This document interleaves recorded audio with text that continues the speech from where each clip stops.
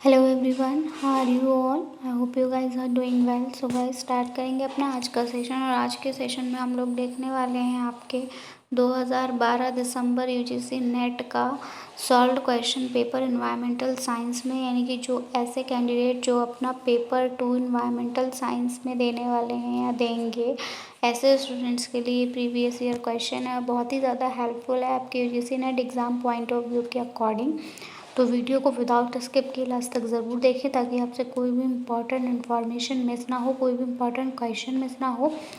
And one more thing, अगर अभी तक आपने हमारे चैनल को सब्सक्राइब नहीं किया है या फिर आप हमारे चैनल पर नए हैं तो यूजीसी नेट एग्ज़ाम की बेस्ट प्रिपरेशन के लिए चैनल को ज़रूर से सब्सक्राइब करें।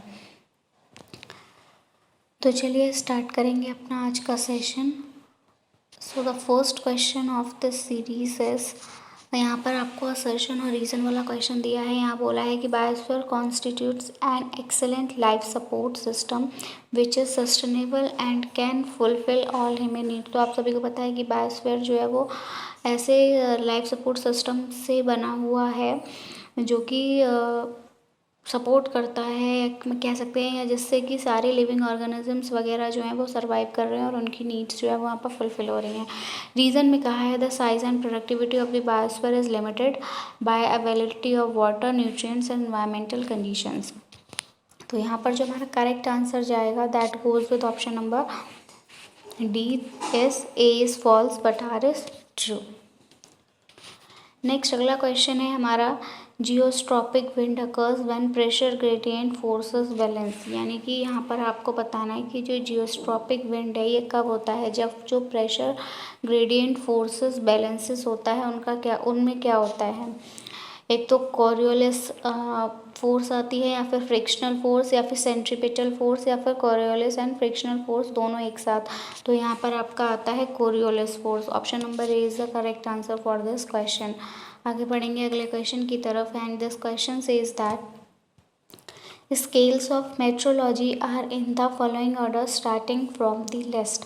अब आपको ये बताना है कि सबसे कम से अगर आप शुरू करोगे तो इनमें से कौन सा ऑर्डर सही है। बात करें मेट्रोलॉजी की तो ये आपका क्या होता है, मौसम विभाग, ठीक है, मौसम से संबंधित होता है। तो मेट्रोलॉजी मतलब मौसम की जो स्केल है मौसम के अध्ययन करने के लिए, तो उसको आप लीस्ट से किस उससे स्टार्ट करोगे। तो बिल्कुल सबसे पहले माइक्रो, फिर मीज़ो और फिर मैक्रो। तो ये तो कॉमन है, माइक्रो सबसे छोटा, मीज़ो बीच का और मैक्रो बड़ा। क्लियर है। क्वेश्चन नंबर 4 है, when the full potential of physical, chemical and biological factors a species can use if there is no competition is called fundamental niche, ecological niche, realized niche and competitive exclusion. तो यहाँ पर जो correct answer आपका जाएगा that goes with option number A, that is fundamental निके।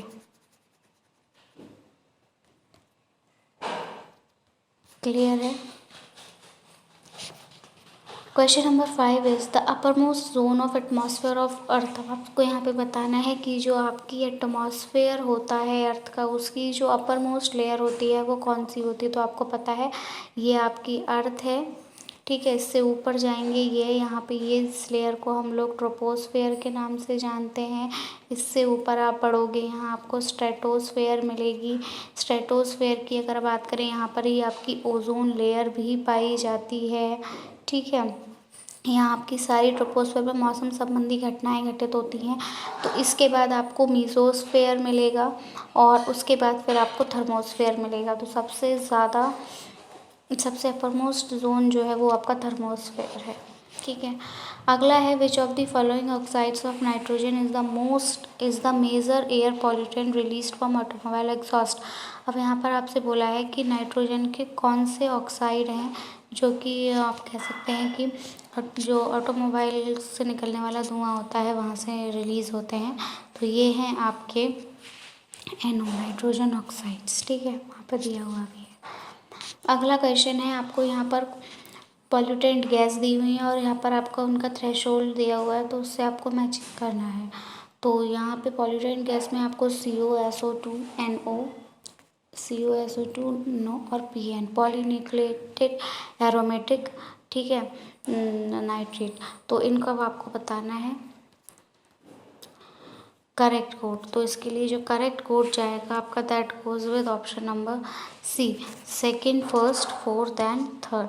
Second first fourth and third, second first fourth and third match कर लीजिए। First goes with 50 ppm, then 2 ppm, ठीक है। तो इस तरह से ये आपका मैचिंग हो जाएगी। आगे बढ़ेंगे अगले क्वेश्चन की तरफ, देखेंगे next and it is the band level does UVC which is lethal to micro organism is. अब आपको बताना है कि एक वो बैंड जिसको UVC से लेवल किया जाता है वो लीथल रहता है माइक्रो ऑर्गेनिज्म के लिए, वो बैंड कौन सा होता है। तो ये आपका होता है 0.0.29 माइक्रोन। क्लियर है। आगे बढ़ेंगे नेक्स्ट क्वेश्चन की तरफ and this question says that which of the following species in the atmosphere is called atmospheric detergent. अब एटमॉस्फेरिक किस स्पीशीज़ को एटमॉस्फेयर में एटमॉस्फेरिक डिटर्जेंट कहा जाता है। Chlorine radical, hydroxyl radical, methyl radical या फिर ओजोन रेडिकल। तो एटमॉस्फेरिक डिटर्जेंट जो है वो आपकी क्या है, हाइड्रोक्साइल रेडिकल है।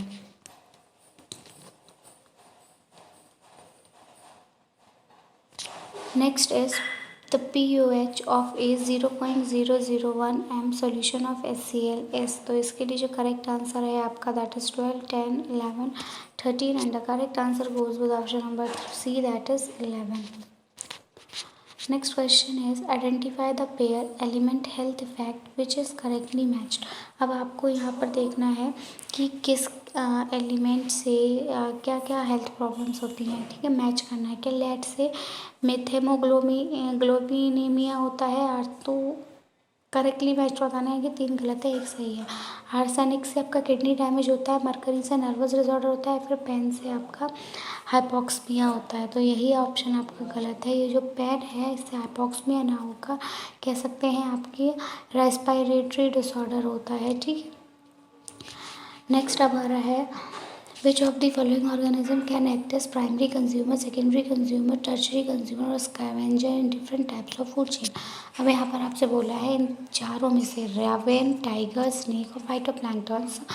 तो इन ऑर्गेनिज्म में से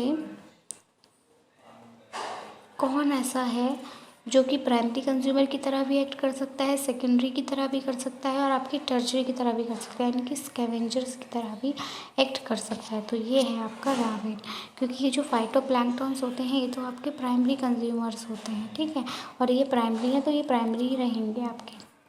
लेकिन ये रावेन आपका, टाइगर जो है ये आपका टर्शरी कंज्यूमर्स में ही आता है। स्नेक जो है वो टाइगर को नहीं खा सकता है, ठीक है। तो ये सारे ऑप्शंस आपके गलत हो जाएंगे, सिर्फ एक ही यहाँ पर ऑप्शन सही रहेगा दैट इज़ रावेन।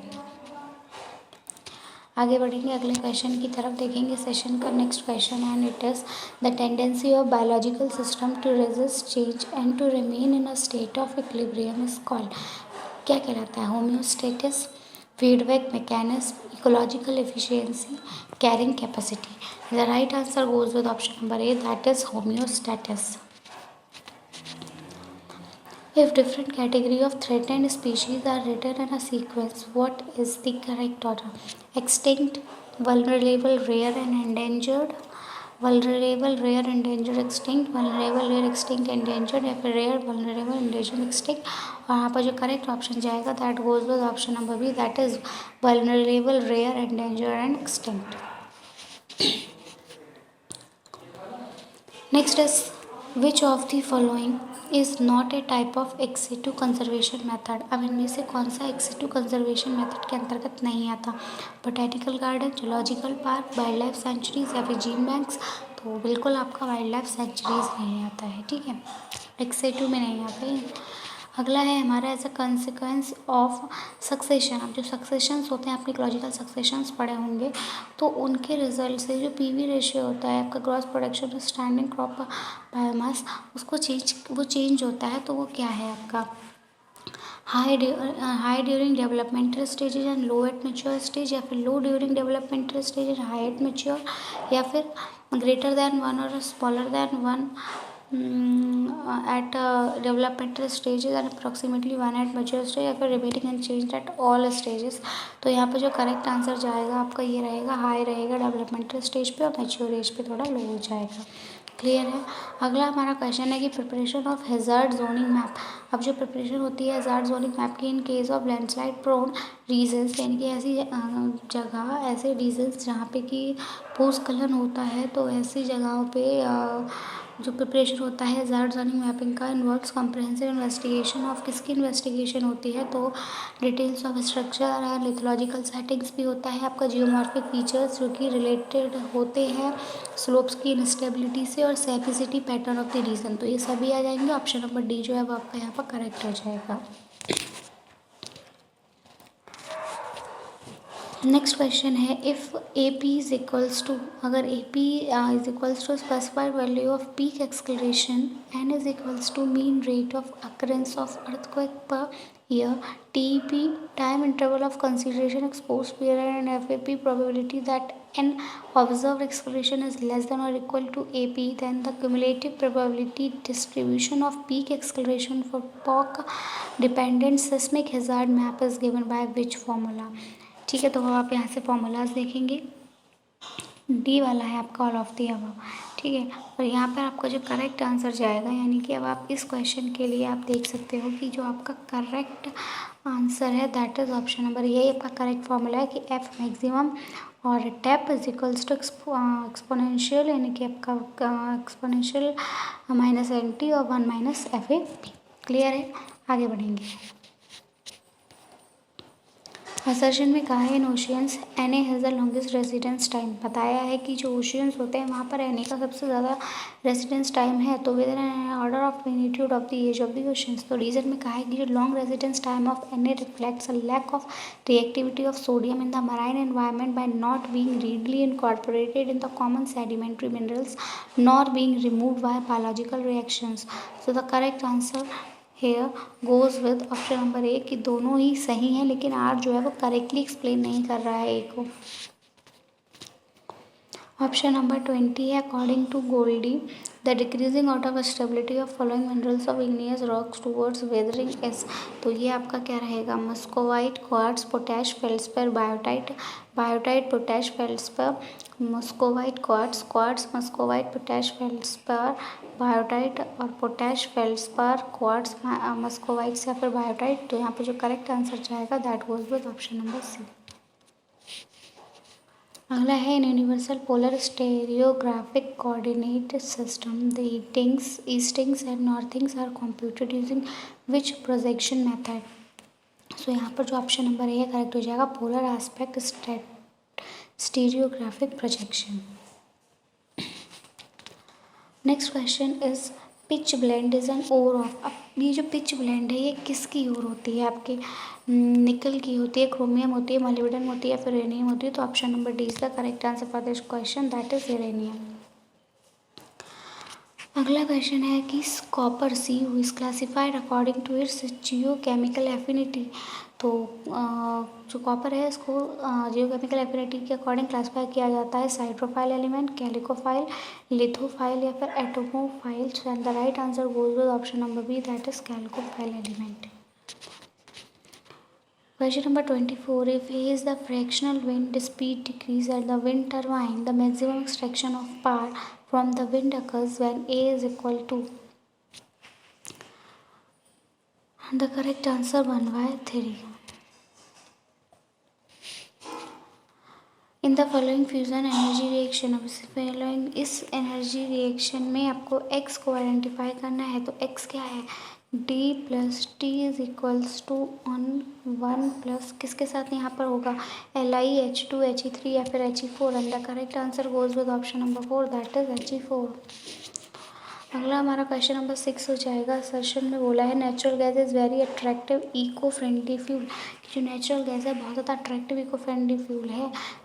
रीज़न में कहा है it produces fewer pollutant and less carbon dioxide per unit energy than any other fossil fuel on combustion पर किसी भी दूसरे फॉसिल फ्यूल की तुलना में ये क्या करता है, कुछ पॉल्यूटेंट्स को प्रोड्यूस करता है और कम carbon dioxide per unit energy को प्रोड्यूस करता है। तो यहाँ पर जो हमारा करेक्ट आंसर जाएगा that goes with option number C, यहाँ पर बोला है दोनों ही सही है, लेकिन आर यहाँ पर करेक्टली एक्सप्लेन नहीं कर रहा है ये को। ठीक है, आगे अगला क्वेश्चन नंबर 27 है और यहाँ पर बोला है कि असर्शन जो है, असर्शन में बोला है solar photovoltaic cells are expensive. कहा है कि जो सोलर फोटोवोल्टिक सेल्स होते हैं वो महंगे होते हैं। रीज़न में कहा है कि solar photovoltaic cells are fabricated from crystalline silicon, उनको मतलब क्रिस्टलाइन सिलिकॉन से फैब्रिकेट किया जाता है एंड ऑपरेट ओनली एट वो 10 to 12% एफिशिएंसी के साथ ऑपरेट होते हैं। अब यहाँ पर आपको कोड सेलेक्ट करना है, वही है। तो देखिए दोनों बातें सही कही गई हैं, लेकिन अगेन फिर से आर जो है वो करेक्टली एक्सप्लेन नहीं कर रहा है, ये भी जो कहा गया है उसको एक्सप्लेनेशन नहीं दे रहा है। अगला हमारा क्वेश्चन नंबर 28 है कि जो ह्यूमन एक्टिविटीज़ होती हैं वो ऐड करती हैं 7 to 9 gigatons ऑफ CO2 पर annum into the atmosphere। तो major contributor to this CO2 is burning of fossil fuel, clearing of forest for agriculture, fermentation industries या फिर cement industries, and the correct answer goes with option number A, that is burning of fossil fuels।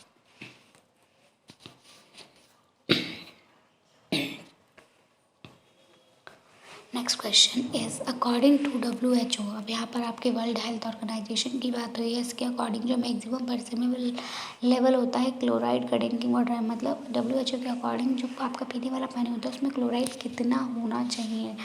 तो WHO के according पीने वाले पानी में chloride की जो मात्रा है वो आपकी 600 mg पर लीटर होनी चाहिए, यानी कि 1 लीटर पानी में अगर आपका 600 mg क्लोराइड है तो ठीक है, इससे ज़्यादा नहीं होना चाहिए। Wilting coefficient of a loam represent the minimum water content of the soil at which plant can no longer obtain water, water holding capacity, capillary water या field capacity, and the correct answer goes with option number A। Which one of the following techniques can be used for determining the level of cadmium in soil? इनमें से किस technique के द्वारा आप cadmium का level जो है उसको डिटरमाइन करेंगे? UV visual spectrophotometer, atomic absorption spectrophotometer, XRD या फिर IR spectrometer, and the correct answer atomic absorption spectrophotometer. Next है for noise control in automobiles. अब जो आपकी व्हीकल्स वगैरह चलते हैं उनसे जो भी शोर वोर होता है उसके कंट्रोल के लिए जो एग्जॉस्ट मफलर्स होते हैं अब चल रहे हैं वो क्या करते हैं, साउंड को एब्जॉर्ब कर लेते हैं। तो ये जो एग्जॉस्ट मफलर हैं एटेन्यूएट साउंड बाई, कैसे उसको एब्जॉर्ब करते हैं साउंड को?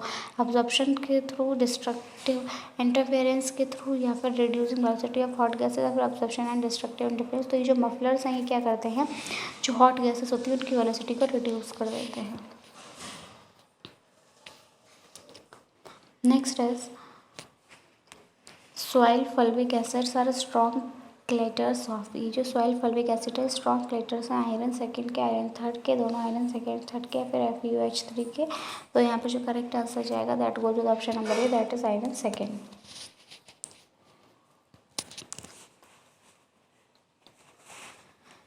Natural source of polycyclic aromatic hydrocarbon (PAHs) is root exudates, anaerobic bacteria, aerobic air grass fires, and the correct answer goes with option number D, that is grass fires।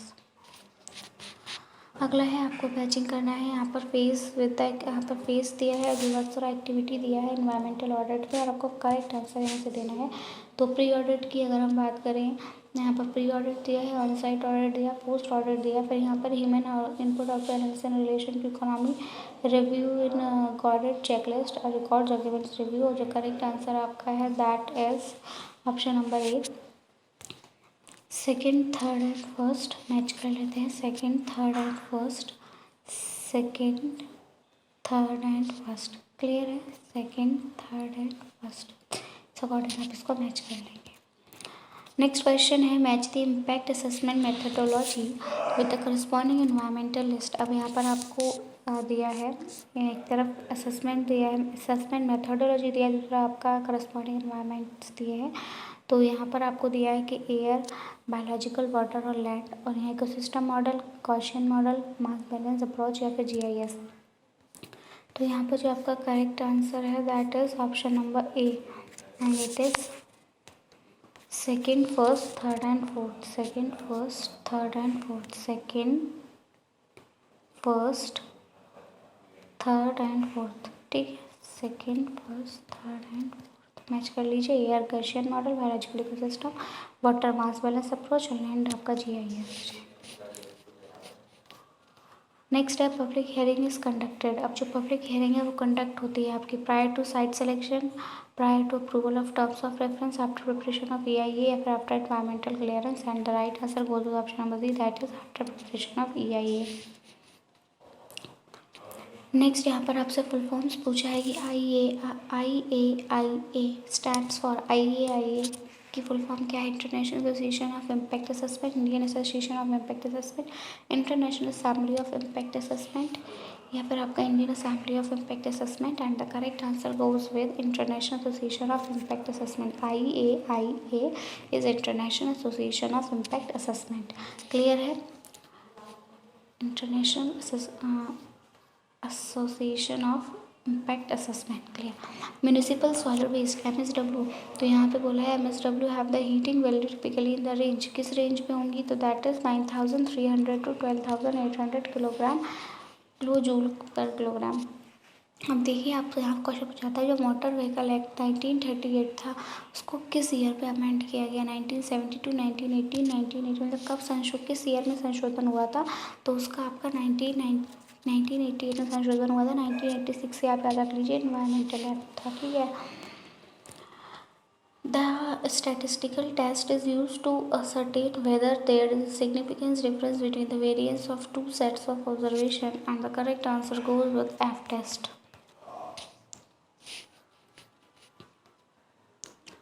Geometric mean of the following data. अब आपको यहाँ पर data provided है, data का आपको geometric इस data का ये जो डेटा है 4, 10, 25 एंड 10, इसका आपको ज्योमेट्रिक मीन बताना है। और ज्योमेट्रिक मीन के लिए आपका जो करेक्ट आंसर जाएगा वो ऑप्शन नंबर 1 के साथ जाएगा।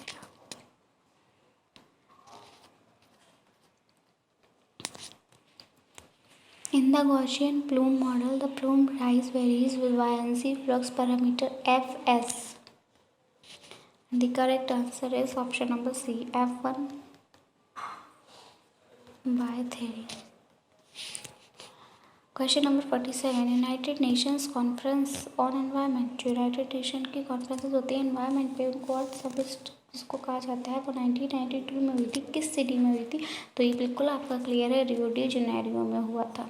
ठीक है। पृथ्वी सम्मेलन, in which part of India the tropical Western Ghats are situated. अब ट्रॉपिकल वेस्टर्न घाट जो है वो आपके किस पार्ट में सिचुएटेड है? तो वेस्टर्न घाट आपके केरला में है। वैरायटी जो है डिफरेंट स्पीशीज़ की genetic variability among individual within each species and variety of ecosystem constitute the so called, क्या है? ठीक है, इसको मत माइंड कीजिए। तो so called biological diversity. Baba Amte was the leader of, Baba Amte किस मूवमेंट के लीडर थे? आप इक्को के, चिपको के, नर्मदा बचाओ या फिर तेहरी मूवमेंट के? तो यहाँ पर जो करेक्ट आंसर है आपका नर्मदा बचाओ आंदोलन के थे। ठीक है। जो नर्मदा नदी थी उसके बाद जो डैम बन रहा था उसके अगेंस्ट यहाँ पर मूवमेंट स्टार्ट हुआ था और उसके जो बाबा आमटे जो थे वो इसके लीडर थे। तो option number C is the correct answer for this question. So I hope आपको वीडियो पसंद आया होगा। वीडियो पसंद आया हो तो प्लीज़ वीडियो को लाइक करें, अपने फ्रेंड्स में शेयर करें ताकि उनको भी इसका बेनिफिट मिल सके। एंड अगर आपकी कोई भी क्वेरी है, कोई भी क्वेश्चन है तो आप कमेंट सेक्शन में हमसे पूछ सकते हैं और अपने सजेशंस भी हमें कमेंट सेक्शन में ज़रूर से दे सकते हैं। So that's it from my side. मिलेंगे अपनी किसी एक नई वीडियो के साथ। Till then take care and bye bye. Thanks for watching. Thanks, have a nice day.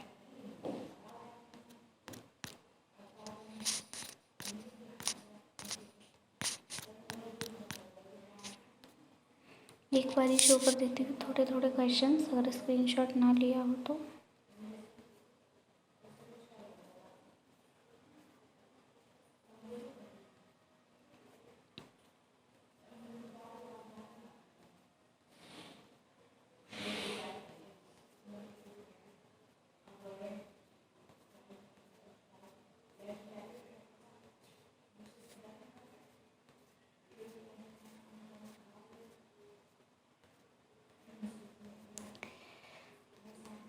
Okay, so that's it.